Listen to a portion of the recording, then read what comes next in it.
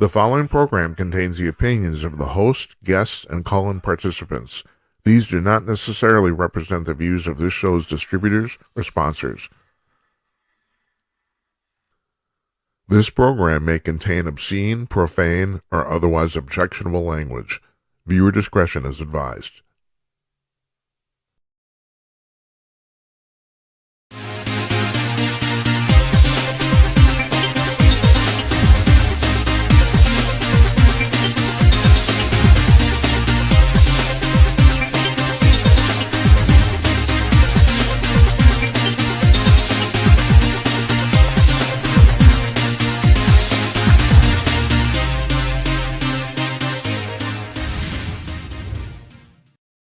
Man, am I happy to see you. You don't know. It's Monday night, March 13th, 2024. It's 11 p.m. on the East Coast of the United States, 8 p.m. on the West Coast, 2 o'clock in the afternoon at the Sydney Opera House in Sydney, Australia. And here where I'm sitting in Elon Omard's district in Northeast Minneapolis, it's 10 p.m. Central Daylight Time. I am Jim Peters, and welcome to another edition of Jim Peters at Night. And if I'm right, this is number 118, if you're keeping score at home. All right, first of all, I got to mention the weather. I have to talk about the weather. We're in Minnesota, man. Yesterday, Mother's Day, May 12th, it was 88 degrees here. Now, if you know about the weather in this part of the country, that's freaking nuts. I mean, I don't know. First of all, we had our first 80-degree day in April. That's nuts. That was last month. And we almost hit 90 yesterday, and that's crazy town for around here, you know? So, I mean, my wife and I were riding around the car, and she's saying, it's awfully warm out. Yeah, it is. Yeah. I had no idea I think that they forecasted 80 yesterday. It was 88. Who would have known it? So, at any rate, I have to tell you about this before. Tim Conaway is our guest tonight. He's a former not managing editor, executive editor of Hustler magazine from the 80s and 90s. He was the editor during that magazine's heyday at the height of its readership and subscriptions in the 80s and 90s. And, we tease him, but it's really true. He picked out the pictures for the beaver hunt. That's what he did. That was his job. He also ran for president this year, but he dropped out a few weeks ago. Just stuff happened, So anyway, he's our guest tonight. We're looking forward to talking to him about all sorts of stuff. Now, the reason I'm kind of looking forward to talking to you, and I have to mention this too. I'm setting up the lights for tonight. We're setting up our setup here. I look terrible. I mean, I have to admit I do, and we tuned the lights as best we could. It's not the lights, it's me. No, I look bad, and the reason I look bad is I'm kind of sick. I'm not doing very well. So what I got going on here is on 3 weeks from tonight, or 3 weeks from today, on Monday, June 3rd, I'm having hip replacement surgery. And in the meantime, I'm basically in a ridiculous amount of pain. And what happened was the pain, I didn't go to the doctor because I was in pain. I went to the doctor because I thought something was wrong. They did the x-rays. We scheduled the surgery ASAP. That was about 5 weeks ago. And now, about 2 weeks after that, all of a sudden, this really hit me really hard. I mean, I'm having a very hard time. Basically, I can't walk, basically. So I'm hobbling around. The cool thing about doing this is, and I found this out, I mean, it's so stupid, master the obvious. If I don't walk, I feel much better. I do. So I spent an enormous amount of time sitting. So anyway, I got 3 weeks to go. And the problem isn't the pain so much as the fact that the malady is tiring me out and making me feel sick. I just don't have any energy. I mean, I stand up and I feel like taking a nap in about 30 seconds. So at any rate, so the reason I'm bringing all that up, woe is me. That's not the point here. The point is, over the next 3 weeks, I'm only going to do 3 shows a week because, frankly, I am having a hard time with the stamina. We're taking tomorrow night off, and then the next 2 weeks, we're taking Monday night off. That's next week. I can't remember the date, but the day after that, it's Memorial Day anyway. So, and we might take Wednesday off or Thursday on that week off too. So let me tell you who we have coming up here as guests. Tonight, as I said, we have Tim Conaway. We're taking tomorrow night off. Wednesday night, we have the dynamic duo, Jennifer Oliver O'Connell and Jeff Meyer. They make their monthly appearance. That's on Wednesday. This Thursday, we don't have a guest booked right now, and I don't think I'm going to book one. I think I'm just going to do a nightly monologue, and you guys can call in. Because the thing is, we haven't tried this for a while. When we first started the show, I thought we'd have Thursday night would be call-in night. That didn't really work out. It turns out, so I do monologue Mondays. I usually do Mondays alone. But we're gonna try Thursdays again now just to try it because I don't have a instead of scrambling into book a guest, I thought screw it, let's just do this. So the following Monday, May 20th, we're taking that off. And then Tuesday, Ed Morrissey from hotair.com, he's the managing editor there. He's gonna come on. We're gonna talk about I'm really looking forward to talking to him. He was on about maybe 6 weeks ago, and we had a besides the fact we had a really interesting discussion. The thing that really struck me is at the end of that interview, he had a very eloquent diatribe on why we should support Ukraine. And the reason that interests me, and you, if you watch the show at all, you've probably noticed I don't talk about Ukraine because I don't know what to think. I really don't. I mean, I'm just kind of on the fence on this.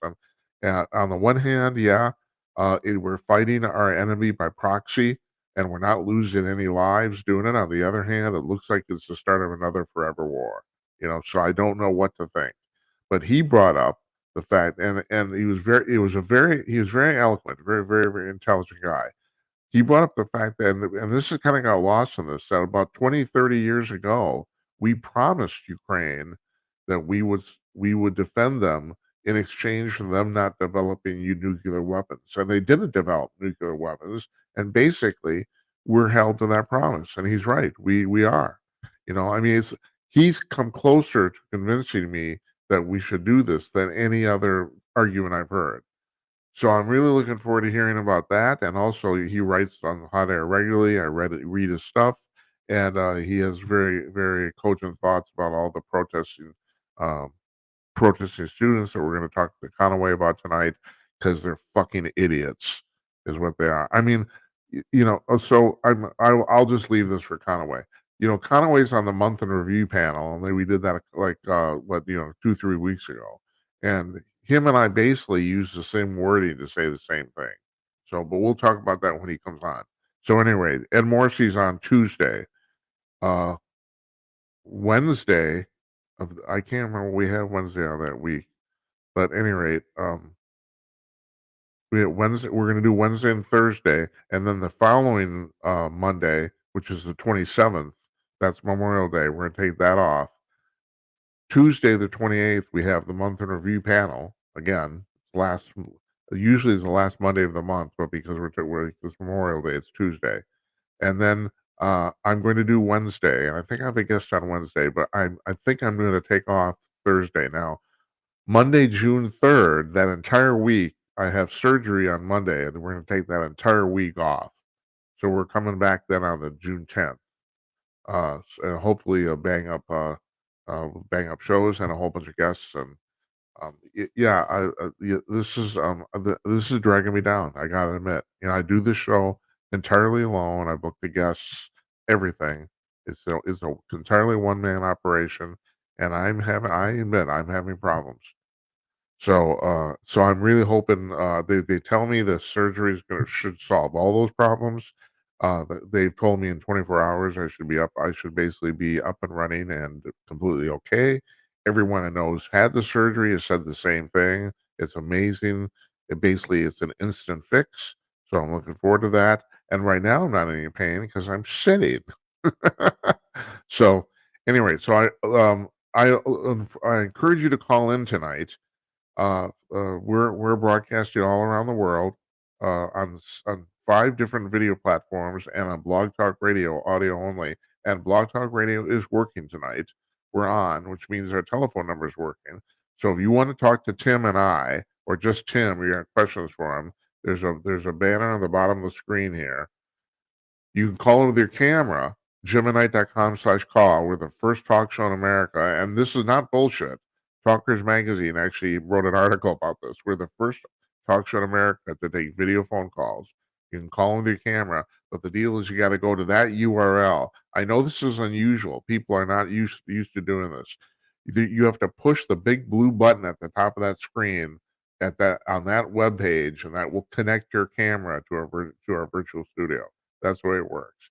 So, and that's the reason we can do this. And like, it's even easier than making a FaceTime call. It's super simple.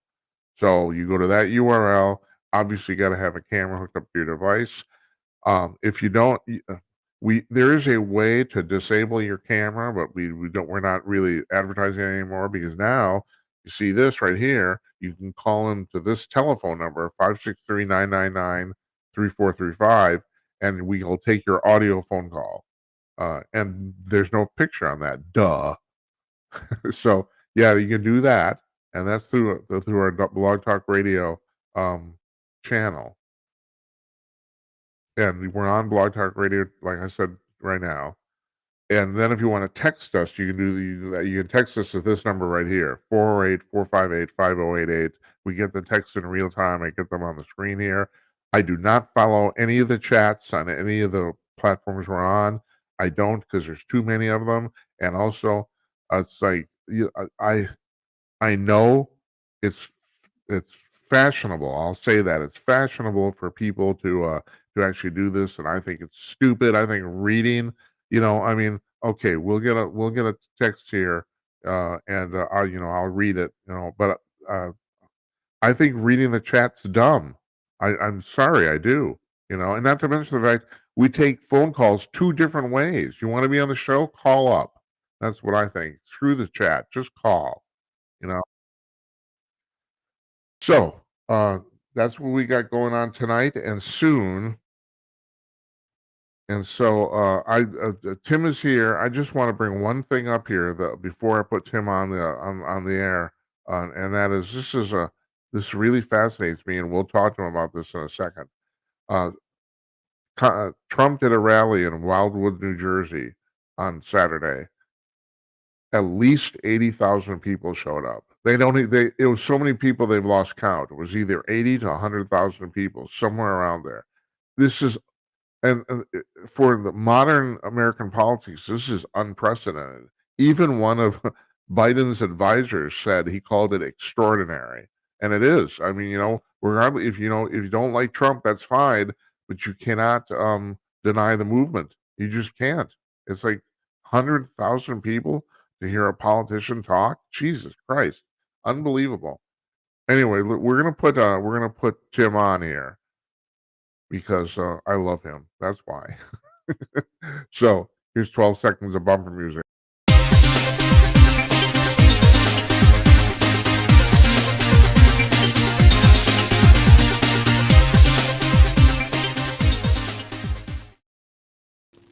Hey!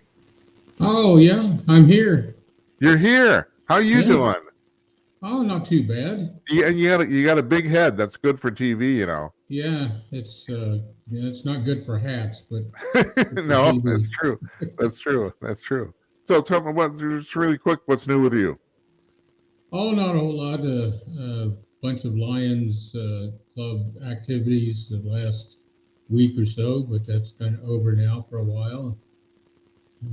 Back into normal lazy mode. You are not one to talk about this, but you actually like give to the community and stuff. It's pretty cool. I don't do shit. Yeah, give back in various ways. It's a good organization and fun people to be with, so it's all worthwhile. I sent this to you earlier today, and I shouldn't bring this up. I should have bring this up at the end, but I don't know what the hell I'm doing about the fact that the study said that lesbians reach orgasm more often than straight women. I was as basically a quasi sex expert because you worked at Hustler Magazine. I just wondered if you had any thoughts on that. Well, I mean, it's obvious that if women in heterosexual couples got head exclusively as the means of having sex, they would have orgasms every time or most of the time. Whereas, the 10 seconds of pumping action that they get in a heterosexual relationship usually Hey, just doesn't do oh, it. hold it. Did you read the article? Yeah, Okay, so did you notice that the author really went to great lengths to make certain men didn't feel bad? yeah.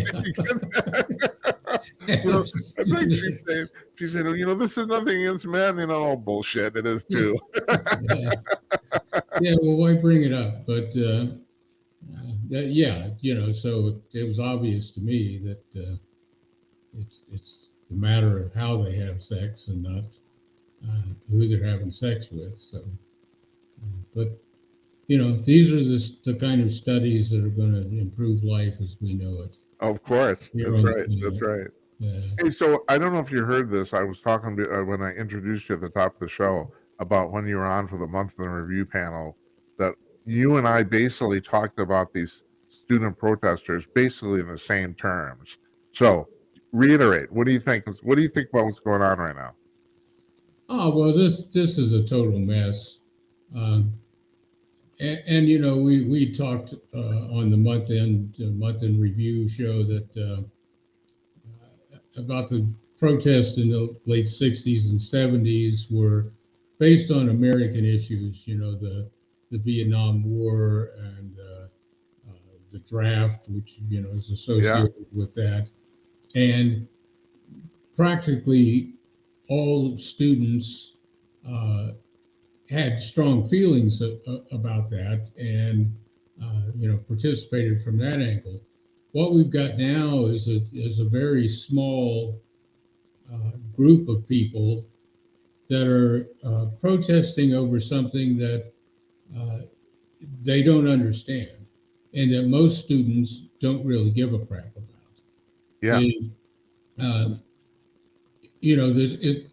they're protesting for Palestinian people and the mistreatment of Palestinian people, and and based on the war in that's going on in Gaza between Israel and Hamas. Well, this war didn't start over uh, Palestinian people's rights. This war was started by the cowards who kidnapped women and children and raped the women and, probably raped some of the children as well. Um, these cowards who don't want to fight their war face to face against their opponent's military, they hide under hospitals and they hide in schools and they hide behind the civilians in the community. And the reason that they did what they did uh, was because they knew that Israel's response would be what it is, which is total all-out decimation of their enemies. It's a repetitive biblical theme. They knew that that would start, and then once it started, then they could boo-hoo about poor civilians getting killed uh, in this conflict. So these students who are protesting for Palestinians' right and saying this war, is against Palestinians, are stupid if that's what they believe. But most of them, I think, are instigators that are, here for that purpose. Some of them are genuinely students, but I think their purpose that they have been coached to go this way. The protests themselves, in the '70s, the protests were a bunch of people out on campus, shouting slogans and that kind of stuff, sometimes taking over the administration building or something like that. These people set up camp with tents and stuff. Um, so first of all, uh, the administrators of these colleges have the right to take that down right away and say, no, this isn't an authorized use of the space. If you want to stand out here and protest, that's one thing. Setting up camps You can't do that. So shut that part of it down. Uh, the other part of it is the universities had every right to go in and check these people to see if they were actual students. If Yeah. they were not students, if they didn't have student identification, they could kick them out. This is especially true on at private colleges because that's a private space. This right to free speech, which is an extension of the rights actually delineated in the First Amendment, applies to public spaces. And it also, it can't be threatening speech, and there's some other factors that it's, you're not just totally free to say anything you want at any time if it could bring unnecessary harm. But the right of the people to peaceably assemble is a right in public, but peaceably, is the word in the Constitution. It's not just they have the right to assemble; it's peaceably assemble. Yeah. And this disruption of the college function is is can be judged as not peaceable. Even on a public university, the university has a say over what goes on in these spaces. Many students are not participating in this, don't uh, believe that it's right or necessary that this is being handled in the right way. Some of them are outright fearful. Jewish students are outright fearful, to which I say, where's the JDL, the Jewish Defense League, which the government worked very hard to shut down back in the 80s and 90s because they weren't going to take this shit from their detractors at that time. But this whole Hamas thing, the reason they do that is to create this war with Israel. There's, and you've talked about this many times, that Yasser Arafat with the PLO back in the Clinton administration was offered 99% of the demands, were going to be, Yeah. and he said no. And Bill Clinton later realized, well, it's because he would be out of work. Right. No need for him. The whole purpose of Hamas is to destroy Israel, and this is a way to prompt that destruction by starting this stuff in the cowardly way they do, and going about the struggle, hiding behind civilians, and they're supported by Iran, which uh, wants to destroy is most of the Arab nations want to destroy Israel, but Iran is outright uh, after that. Tim, let me ask you something.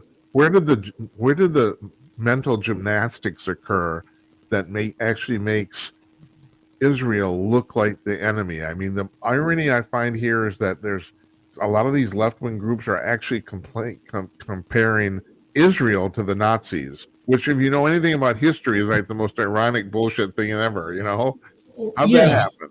well, it happened because uh, once this thing started, and again, Hamas knew it was going to be this way. Hamas knew that Israel wasn't going to come in and just try to rescue the hostages. By the way, a number of those hostages are still being held all this Oh, time over later. 100 of them supposedly, unless they've been killed. But Yeah, exactly. So, they knew that Israel wouldn't, make a targeted attempt on this. They would just come in and level the entire Gaza area uh, because that's the way Israel attacks these things. None of these students were alive during the 6 Day War, and Moshe Dayan and the Israeli army uh, rolling over the opposition at the time. But so they knew this would happen, and then every time they can get video footage of some kid that's been killed or injured, they go on TV and they weep about it. So it makes, oh, look what Israel is doing to us. Well, I've seen the footage of the hostages that were being released in the shape that they were in, um, there should be no sympathy for Hamas. And, you know, if people don't understand why Israel does this, they don't understand history. They certainly don't understand what the Nazis did to the Jews. And that slogan, never again, that came out of the Holocaust is, that's at the heart of these Jewish responses. They are not going to be messed with by these people, and they come back with full force. Yeah. So I wrote this in my notes for today, just a statement. I'm curious on whether you agree. We have become such pussies that I think if we had to fight World War II today, we'd lose. Oh yeah, well it would get all twisted around. I mean, patriotism. There are lots of patriots in this country, but it's almost as if you come out and take a patriotic stance on something, you're going to get canceled. You're going to get shouted down by these small groups of people who are well positioned and well financed. The Yeah. George Soros money is behind a lot of this shit that's going on. Although I want to reiterate what you said a couple minutes ago, because it's not just that the general public is overwhelmingly for Israel. The vast majority of students on the campuses are themselves are too, supposedly Yeah, according to the surveys. These, like you said, these kids that are protesting actually make up a relatively small number of the actual students. yeah, but they're getting the attention. That's right. They were exactly right. And the university administrators did not handle this. You will recall that in the 70s, when these protests happened, they called out the National Guard, and then Yeah. the National Guard was lined up, with guns uh, along, and 4 students were killed at Kent State by National Guardsmen during the protest, which got out of hand largely because there was this military force surrounding everybody that sort of was an ironic thing considering what the protests were about. Yeah, these people don't have real support.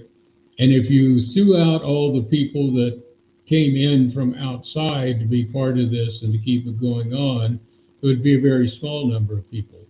Now they've been wearing masks, not just the picnic tablecloth headdress, but Yeah, what do they call? I can never pronounce it. Cafefes? Is that what it is? I don't know. I don't. Yeah, not I've heard a lot of different terms for it, but I like picnic tablecloth, so that's good.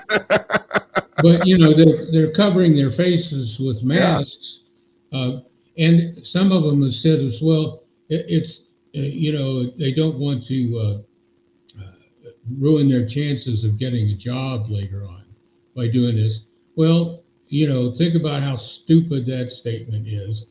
If you actually want a job, you should have been going to class and getting ready to finish the Right. year. You want a job? Try not doing it. Yeah, yeah. But yeah, they're hiding behind these masks. And in some states, like my home state of Ohio, that's against the law to go out and do these kind of activities wearing a mask. The law was enacted to stop Ku Klux Klan activities Yeah. against black people and Catholics, but it's the same effect. And yeah, that they did this at UCLA, and UCLA, I don't know how long it went on there, but they cleaned it up, I think, pretty fast afterwards.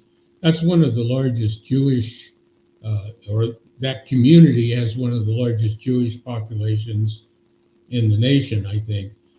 So I was just startled that they would even try to do something there.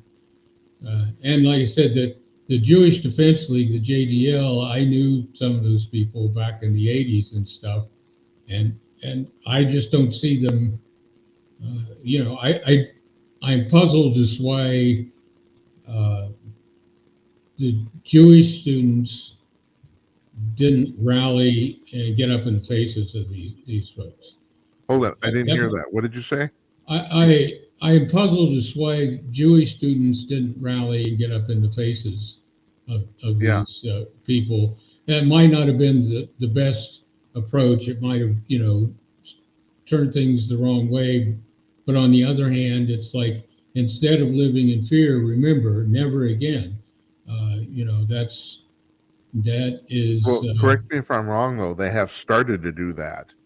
well, yeah, Yeah. in some cases. But what I was reading and hearing was that a lot of times they were just acting. They felt threatened. They felt afraid. They didn't want to be on campus because of that. And just don't let these people take away what you've got. Take away your freedom to get your education and to move around.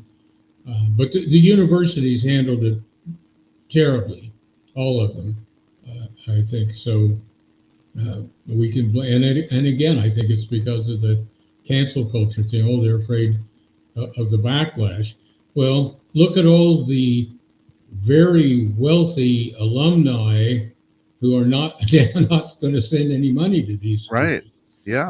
That's the backlash they should be worrying about because millions and millions and millions of dollars in donations are now cut off, and might and not just cut off for the time being, but some of these people might say, "I'm not doing this anymore because I can't trust the people in the administration to take care of any of this." Yeah. So So I don't. Do you ever watch Dana Lash? I don't know if you ever watch her show. It's on the first TV. She's on the radio. All over the place. 12 to noon Eastern, or 12 noon to 3. So I really admire this woman. She's a fantastic broadcaster. She's way more astute than me, just as funny, and way better looking than I am. I don't understand why yeah, anybody. it can't be. That can't be. No, yeah, no, it is. It is. It really is. Anyway, she said she's on her show a couple days ago, and she's saying, "Yeah, look, I gotta say what everyone's thinking here. These protests are mostly run by women, and most of these women are very unattractive." She said that. She said, "If you're not hot, be a revolutionary." And I just thought, I don't know. If I say that, I'm just going to be a sexist bastard. But she Yeah, can get away with it. So, yeah, she can do that. Yeah. So anyway, this whole episode is it's really sad that these people got out and made their protest. That's one little thing. The bigger issues to me are how it's been handled and how people have responded to it generally. So that's my rant on it. That's the reason I have you on. You want to rant about the Biden economy now? Well, I'll start off. okay. I am so tired of these people trying to convince us that everything's great. It's like, it's almost insulting. They keep saying, "No, you don't understand. It's the economy's running really well. We don't know what's wrong with you." No, I'll tell you what's wrong with you. Everything at the fucking grocery store has gone up 50% in 18 months. I mean, I do the shopping in our family. It's like, I know this. It's bullshit. And I'm really mad about the fact they're trying to tell me that whatever my eyes are lying or something. It's Oh yeah, yeah. It's been at least 25% more. I think is our experience in terms of the weekly grocery bill. Uh, 25 or 30% higher than it was just a couple of years ago, and continues to go up. Um, well, the recent thing I saw was the Biden trying to say Trump created oh the yes, I 9%, know. and it's like no, Biden created it, and then the Federal Reserve, and I won't get into a full rant on the Federal Reserve. No, actually, maybe you should because Murray Sabrin comes on the show regularly, and he's like a freaking expert at this, and he goes on and on about how much bullshit that is. He Yeah, thinks it well, should be this that's battle. what and I listen to Murray, and so I whatever he says, I can't top any of that. But just the whole way the Federal Reserve handled this sucks. Something I saw the other day was, the April or the first quarter reports or something on, the jobless rate, and the jobless rate was up a little bit. Now, we have to clarify the jobless rate is based on the number of people receiving unemployment benefits. Yeah. And anybody who's been on unemployment for 6 months is no longer getting those benefits. Right. So it doesn't include everybody who doesn't have a job, just the people during the last 6 months or who are in this 6 month period of getting that. So the actual jobless rate is probably much higher. But the stock market was up. Well, that's always the case, because if there's the higher the unemployment rate, the better the leverage, for getting workers. And the stock market is not, to me, an indicator of the health of the economy. No, it isn't. No, absolutely. It's an indicator of the health of stock shares for the people who are stockholders, for the corporations that are publicly traded. But by and large, most of the millions of small businesses in this country are not publicly traded. So the stock market is no indication of the position that they're in. And they're in the middle, stuck in the middle of all this stuff. So, yeah, this whole economic situation, and the only reason that the numbers might have gotten better, they can say, oh, the numbers got better. Well, when you hit 9% an inflation rate and you go up to 8.2%, you can say, oh, the numbers are getting better, but it's still, right. 6 or 7 points higher than it was after Biden took office. So, yeah, hey, Tim, did you see this interview that Biden did with CNN? Oh no, I can't. Yeah. Well, first of all, first of all, he said that the inflation rate when he took office was 9.1%. It was 1.4%. He's just lying. Yeah. And what I don't understand is, and this is my question to you, is he lying or is he completely delusional? I can't tell. In other words, does he believe this shit he's saying or not? Well, he probably believes it because somebody handed him a piece of paper with it on there. I don't think this guy thinks for himself now any more than he ever did in Congress. All those 37 years that he was a senator, or however long it was, he never proposed. I think there was one piece of legislation he proposed in 37 years. He just went along with what the party wanted him to do. Right. Whatever was necessitated by the party, and he was good at helping raise funds for the party, and he just this party goon. And so if somebody hands him a sheet of paper and says, well, inflation was 9.1 when you took over, then that's what he's gonna say. And I don't think he knows any better. He's not very bright. We know that from his school records. We know that he had to cheat to have a chance to even finish law school. That's another. He lies about that too. He said he was third in his law class. He was actually 78th out of 85.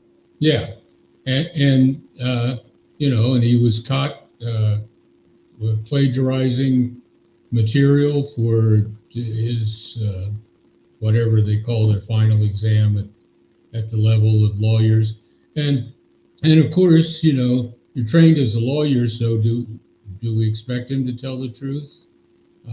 I think that's part of the training, is that you have to lie very well, and you have to take every gray area and turn it to your advantage. So yeah. But I watching Biden on these things is uh, you just wonder who's got their hand up his ass and is making his mouth Well, move. see, you got to really point. You got a point there, because all right, if he's, like you said, if someone's giving him a sheet of paper that says when you took office, inflation was 9.1%, he reads that.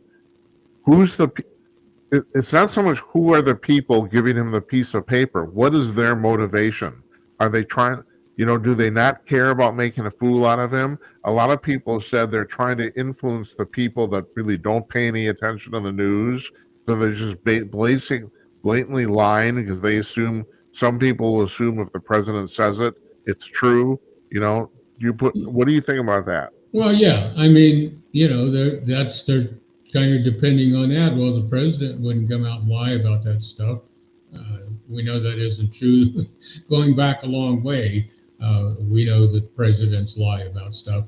They're politicians, and the lead actual leadership qualities aren't the first priority on that. But yeah, they're trying to spin a tale right now. If we say, "Oh, it's 9.1," and people talk, "Oh, 9.1," and I got to say, it's kind of like your statement about 80 to 100,000 people at the Trump rally. That's what certain people in the Trump camp were saying. Actually, I looked at a lot of video footage of that, and having been a reporter and learning to judge the crowd by counting the legs and dividing by two, that was nowhere near 80,000 or even 50,000 people there. But that's the tale that they're trying to put out too, that all these people, showed up for this. Um, Well, all I can say about that is that apparently the Biden camp themselves were impressed by the number of people, regardless of what it was. well, yeah, because 20 people show up to see Joe Yeah. Biden stand there and stammer and throw together a bunch of words that have no connection. Uh, And so, yeah, they wish they could get anywhere close to that. But, I'm saying more like 20,000 people, and that is impressive. 20,000 people coming out to one place to hear this guy speak that's a big number. But, I don't believe anything that comes out of politicians' lips. I don't believe most of what I hear on TV or read in the newspapers or whatever, read on the digital newspapers, the worldwide intermesh. Uh, so I'm a trained professional cynic, so I'm not going to. Well, I am too now. I mean, it's just, I've only been doing this now like 4 years, but I have to tell. I mean, I have other journalists on here too, and the constant refrain seems to be that people. I've seen a whole bunch of shit that shouldn't happen still happen. It's like there's, it's, I don't know how to put this. The amount of, you get conspiracy theories and you think, well, that would never happen, and then it turns out it's true. You know, Mm, this is the part I don't. I mean, there's so much blatant lying about. I'm totally with you about it. I basically don't have sitting politicians on the show. I refuse. All they're going to do is lie and say shit to get themselves reelected. That's all they're going to do. yeah, protect the party and Yeah. do that. And and again, I don't pay much attention. I kind of pay attention to what's going on, but not to the politicians themselves. But there used to be some politicians that you could depend on for some good information.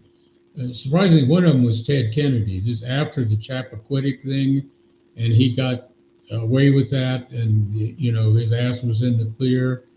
Yeah, I think it had a big impact on him as a public servant, and so he tried to make some kind of effort, and didn't necessarily have to like him or agree with him, but I think he was trying to make the effort. There used to be some people like that.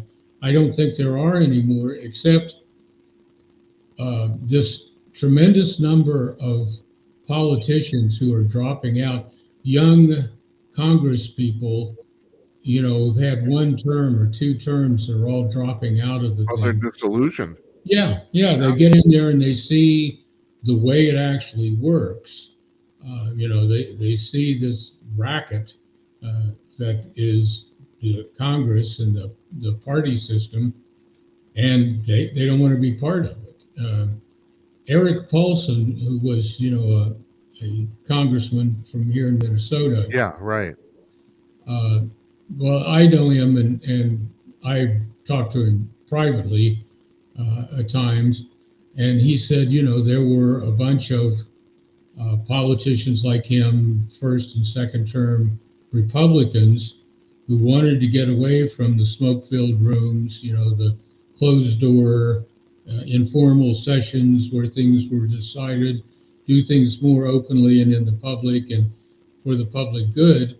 But, they didn't make it. And, some of them quit. Eric lost an election because really the Republican Party, and I think maybe it was because he was one of these guys trying to change things, the Republican Party gave him no support, kind of hung him out to dry. Yeah. So if you go in there and try to change the status quo of these people enriching themselves and stuffing the party coffers full of money, you're not going to last. You were talking about Kennedy. The person I find really fascinating right now is John Fetterman, because this guy went into office basically almost comatose, and it was assumed that he was just a raving lunatic liberal, and he's actually turned out to be. The reason I'm bringing this up is talking about Chappaquiddick. Hmm. I think that Fetterman, he was in the hospital. I think he might have had some sort of near-death experience and said, well, fuck this. I'm going to do whatever I think is right. I think this Yeah, happens to people. yeah. I mean, but unfortunately, it takes something like that to get that kind of attitude, Yeah. true service to the country.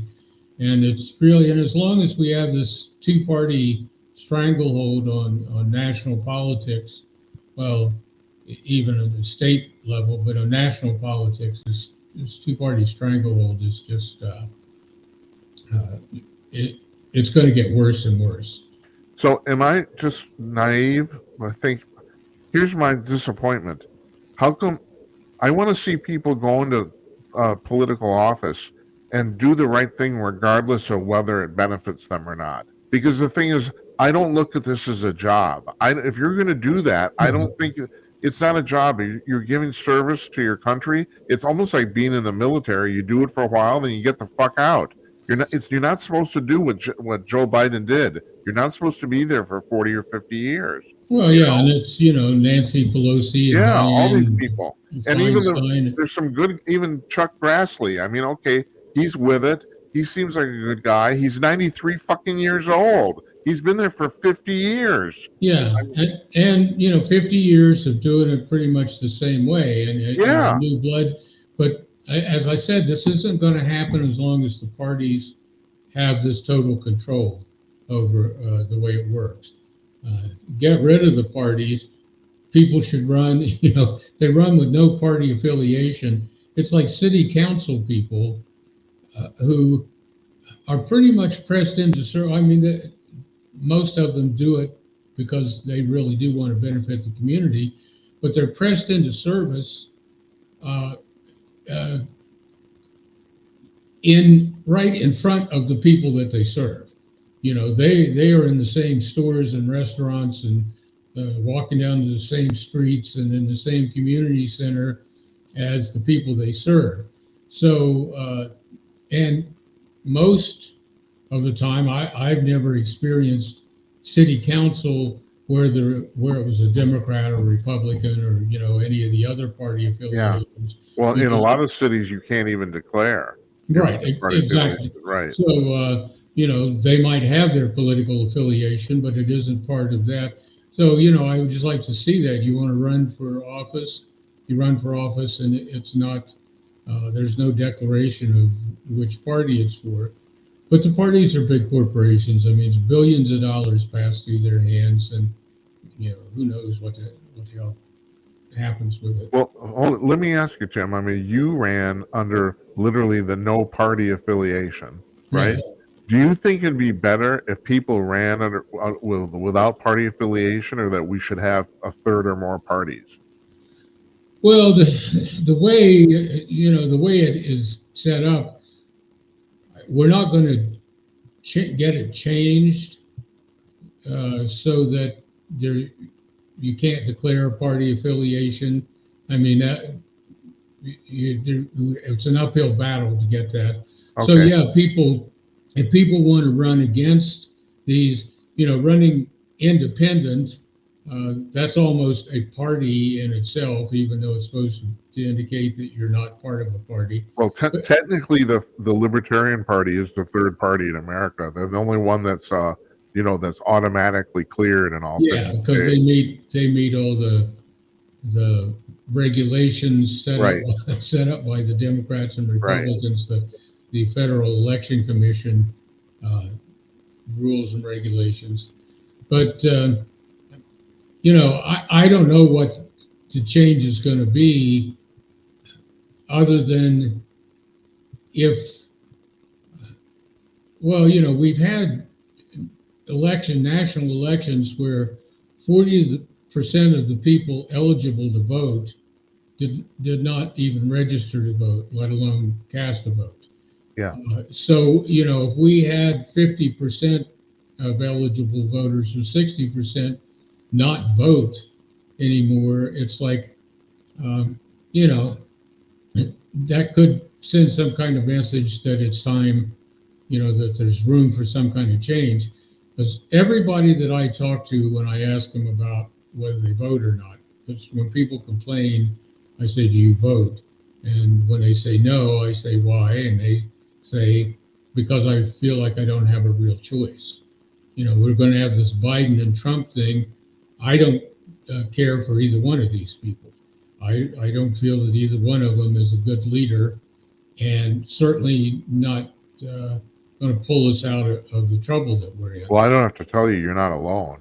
I mean, David Strom, our friend who's on here regularly, he said in one of his articles recently, he said, if this was sane, considering Biden's performance, Trump should be 20 points ahead. But he's it's basically tied. Yeah, exactly. And and if the Republicans are saying, we wonder how many people are going to vote, like happened in 2020, how many people are going to vote for Biden because they're voting against Trump. They're not voting for Biden. They'll choose his name, but they're actually voting against Trump.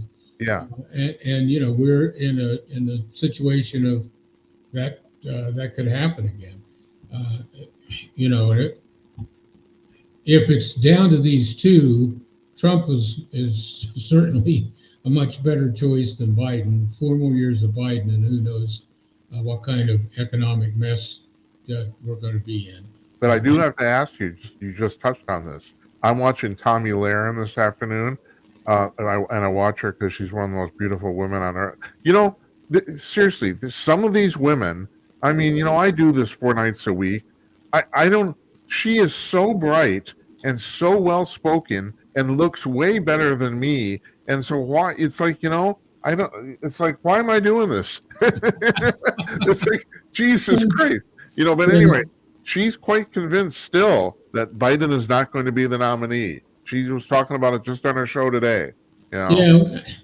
Well, I mean, what do you think that's realistic? That's very possible that they could do that.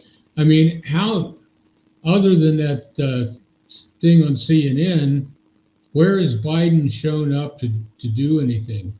How often does he come out of his bedroom at the White House and actually do anything? He's not out in the public campaigning. And, I think the Democrats know it's a terrible choice. And they also know, the threat of Kamala. If you get Biden in there and he's totally exposed as incompetent, that we've got Kamala, I think the Democrats know that. But it's up to the people who run the party, not the delegates at the convention. they'll get twisted around to whatever the people holding the purse strings want to do. Well, and Tommy said this, and she's right. In terms of the logistics of not looking terrible, the only realistic candidate they could put up other than Biden is Michelle Obama, because at least she's a black woman and she could supersede Kamala because, it's like, because everyone's saying, well, you can't take Kamala, you can't kick her out because she checks the boxes.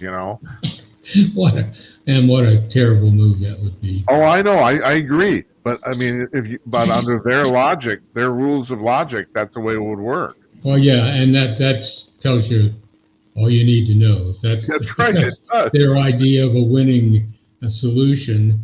Is a total mess. But what happens? Biden isn't doing this. The people who are operating the marionette strings are this recent thing. There's a law, I forget whether it's Maryland, someplace on the East Coast. They're trying to pass some law where legitimate gun owners would have to buy liability insurance in case their gun was used to, harm, that their gun harmed somebody. And this isn't this is something that the Biden administration has already told the ATF people to start pressing on, on people who may have used their firearms in self-defense or whatever, to try to, crack down on them. There's this whole realm of firearms regulation stuff that, in my mind, the states, I believe that the states don't have the right to make laws about firearms because it's a guaranteed constitutional amendment for the entire republic. Yeah. And it's just like individual states cannot make laws abridging the freedom of the press, or that abridge the freedom of religion or the practice thereof. They can't do that. That wouldn't stand up for a minute. And yet, there are like 22,000 these individual laws on the books here and there, none of which I believe are valid. But well, I don't have to tell you this. In New York City, they only give out about 12 gun permits every year in a city of 10 million people, because they've constructed that whole scenario so that it just gets under the radar of unconstitutionality. But you have to go through so many hoops to get a gun permit in New York City. Basically, people give up. It's not necessarily that you can't do it, but it's almost impossible. Not quite.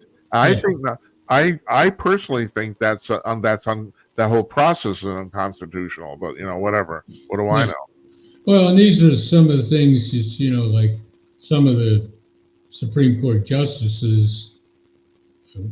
I don't know if these are specific ones, but wish that people would bring up stuff that that it seems to be blatantly unconstitutional. Why don't they bring that to the Supreme Court to rule on? Because the court can't do anything about it unless somebody brings that to the court in some fashion, either as a lower case or directly to the Supreme Court on these matters. Yeah, I can't remember. There's a term for it. You have to have a vested interest in what you're in the. You just can't be a concerned citizen. The law actually has to have some effect on you for you to sue. Right, exactly. That you somehow you've suffered some kind of harm, or your individual liberty has been curtailed because of actions of some of these laws. So but there are, I'm sure, cases around where it could happen. But I wish that would be the case. That every time one of these laws passes, people just bring it immediately to the Supreme Court and say, is this valid? Um, but you know, that's the world. That's the world that should be, and unfortunately, I live in the world that is. I could make a real argument that the First and Second Amendments are the only thing that's kept our society from becoming totalitarian. You know, Oh yeah, and that's why they're there. You but know, but the on but on the other hand, I mean, these things are constantly challenged. People are constantly trying to change them. You know, it's like I mean, I'm mostly because humans are fucking power hungry bastards. I mean, it's amazing. well, some of them are. Um, Well, of course, I'm making a generalization. Yeah, yeah, a lot of them are just followers, but they'll go along with whoever's waving the flag that is the prettiest, or yeah. has the sigil on it, as they did on the Game of Thrones things. Hey, I got to ask you about this before we leave here. What's what do you think of this thing with Christy Nome and her book? And it's not okay. So it's not just the thing about shooting the dog. She said she met with Kim Jong Un. She didn't. Now something's come out. There's another thing in the book. She met with Macron from France. Apparently that never happened. Like, what the fuck is she doing? Yeah, and I got to wonder. I mean, I know she didn't write the book. She didn't sit down and write the No, book. no, she didn't. Obviously, matter of fact, I think she's even. Did she even credit the ghostwriter? I don't even know. Whether she Yeah, did or not, I mean, there's no way that she actually sat down and wrote a book. no. I'm just gonna. Well, the thing is, people said, and you're a writer and you're an editor. So the way this works is that she turns the whole thing over to the ghostwriter, and then he finishes it, and the publisher says, "Why don't you read this to check it?" She didn't read it. Yeah. Well, yeah, that's what I'm thinking. She didn't look at it, and the ghostwriter. And I don't know, maybe she put these tales in the thing, and the person thought, "Oh, this is interesting," so they kept it in there, without double checking it. But if they're a good writer, they're going to double check. Oh, did she actually go to North Korea and meet that fat-headed idiot, or did she go to France and meet that smelly guy? Uh, or all this stuff in there. But yeah, I think it's a hodgepodge of these ideas. Good ghostwriters don't just take a bunch of notes that somebody hands them. They sit down and talk to the person, Yeah, and they get to stuff. What would you like to talk about? What would you like to tell? And they get more information, and they go through all that kind of stuff, and then they can kind of double check it along the way. But I don't know. I mean, if she really did want all that stuff to come out, what a stupid thing to do. well, and you know way better than I do. From what I can gather, being a good ghostwriter is actually a very hard thing. I mean, like you said, it's very time consent, and I don't know if these people actually get paid enough. I have no idea what this guy got paid to do this. Yeah, I don't know, and that may be it. She got the cheap guy. I knew a guy in L.A. We worked together at one of the magazines that I was at, who became a ghostwriter and did a really good job with everything. And she's, I don't remember the exact books that he did, but they sold very well. They were very well written, very well done. And he was a good writer before that. Wrote articles with magazine staff writer. He knew how to do it. He knew the language. He was interested in making sure that he was using the language correctly. Um, so yeah, the good guys, they do a lot of work to make sure that this thing comes out right, and not just successful, but that that it has a lot of quality. Yeah, yeah. Well, Tim, I'm going to let you go. Uh, We're going to see you 2 weeks from tomorrow for the month in review panel. if that's what you say, Jim, that's awfully far ahead for me to Yeah. plan or Well, to, yeah, to be aware of what's going on. I actually have to know this shit. So, Yeah, yeah, I'm sitting here thinking, okay, is Is tomorrow, what day is it? Is it Tuesday or Tuesday. Tomorrow's Wednesday? Tuesday. Okay. And Well, normally you so, guys are on a Monday, but Monday's Memorial Day. So right. I don't know if you heard my diatribe because of my little health maladies here. Mm. I'm going to do 3 days a week for the next 3 weeks. So Yeah. instead of Yeah. four. And hope all that works out. You get, Oh, thanks. I assume it will. It's a pretty simple procedure. Everyone seems to think it's. I mean, they've told me that they expect me in 24 hours. I should be totally okay. So I don't even have to do any therapy or anything like that. okay. Well, I've heard that about this stuff. I hope it works out that way. Yeah, right. That's you're Uh, not like no guarantees, right? That's yeah. true. Yeah. Yeah. I just, my grave distrust of modern medicine is, you know, just makes me, man, I don't even like to go in for my regular physical exam. So, so good luck to Well, you, Jim. I'll leave you with this story. I don't know if I ever told you this, Tim, off the air, but my mother's going to be 108 weeks, and so Oh, okay. Yeah. 2 years ago, I went I accompanied her to her annual physical. She's 98 years old, and she stopped taking her high blood pressure medication because she said it was making her feel faint. And you see, she's had high blood pressure her entire life, and she said, "Screw it."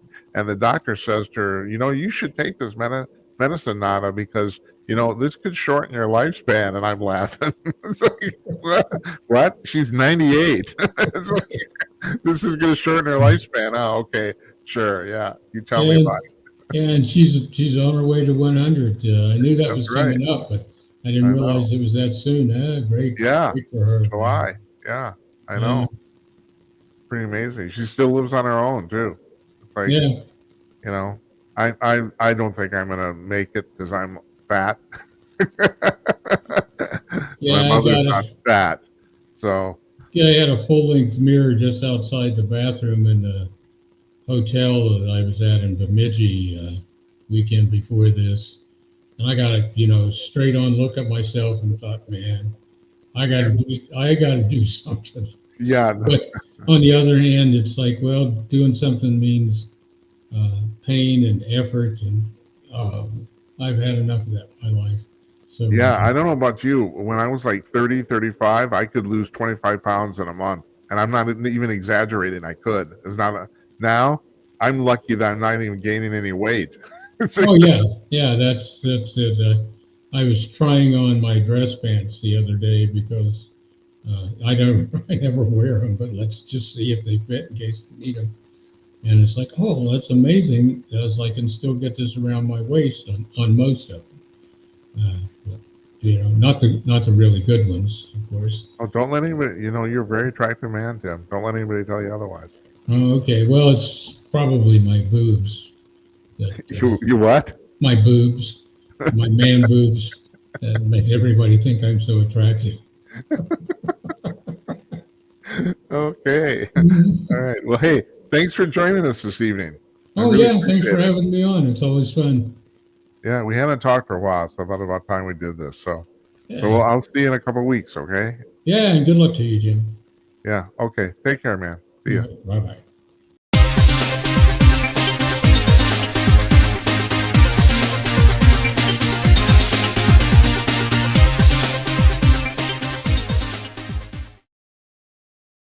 That's Tim Conaway, journalist extraordinaire.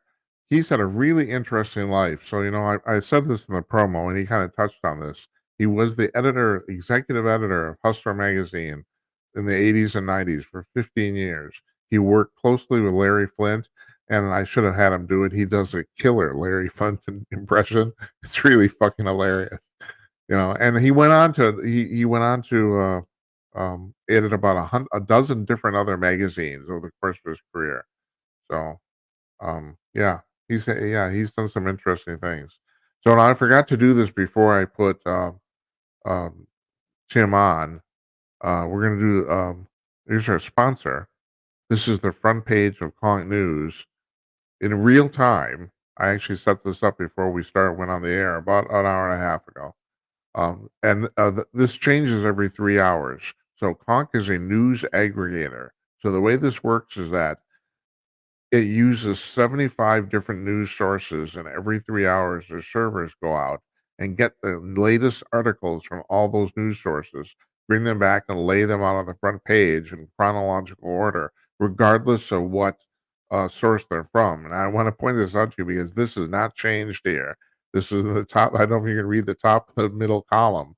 Oh, and by the way, I got to thank them that because they're sponsoring this, they got my picture on the right hand side there. That's very nice. But the middle one says, and this is from 100% fedup.com. Bill Gates investing in vaccine to prevent cow farts. Oh yeah, that's good. No, that's not a joke. 100% Fed Up is a real, legitimate news source, publication. So yeah, so that's good. I say, got to prevent the cow farts. Is they're going to change the climate. Oh bullshit. Shit. If you've watched the show at all, I'm a climate change denier and I'm proud of it.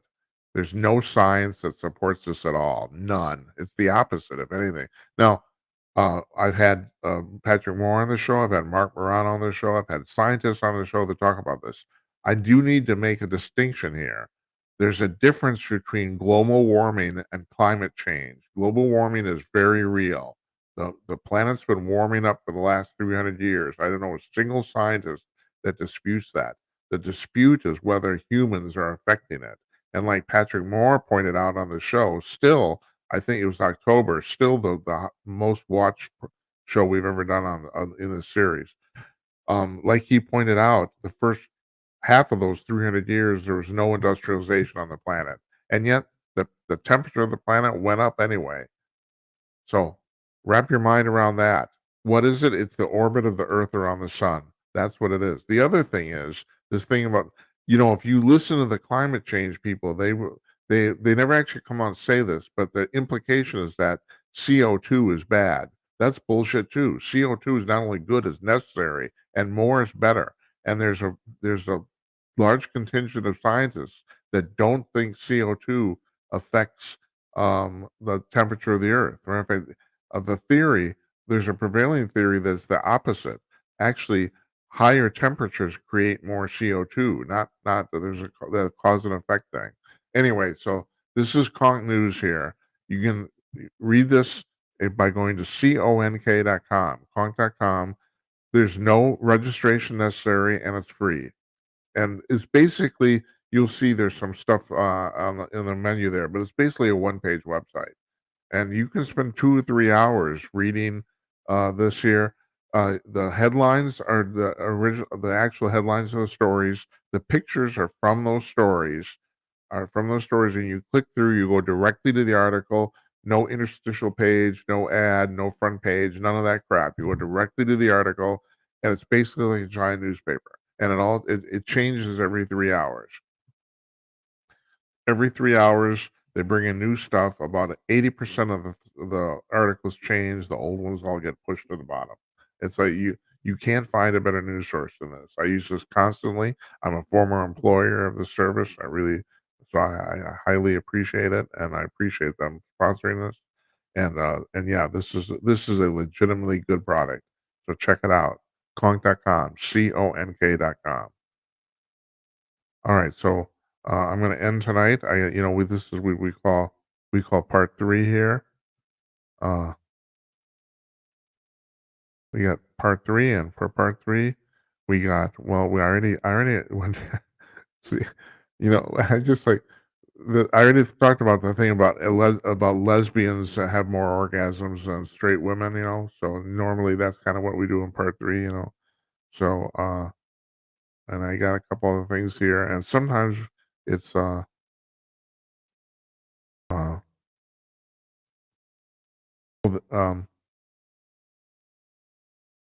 oh, Jesus, but I don't have the pictures. Oh well. Well, okay. So I'm gonna leave it for tonight. The military has a microwave ray that will knock drones out of the skies. They're finally now getting to these laser beam weapons, or basically beam weapons that just shoot, like in this case is microwaves. They're working on lasers. They can shoot drones down. There's so because the thing is, you got to think about this. M- Missiles cost a lot of money. So you shoot a missile off, and a missile might cost $1 million each. So you hit your target, and your target's been destroyed, but it costs you $1 million, or it misses and you wasted $1 million.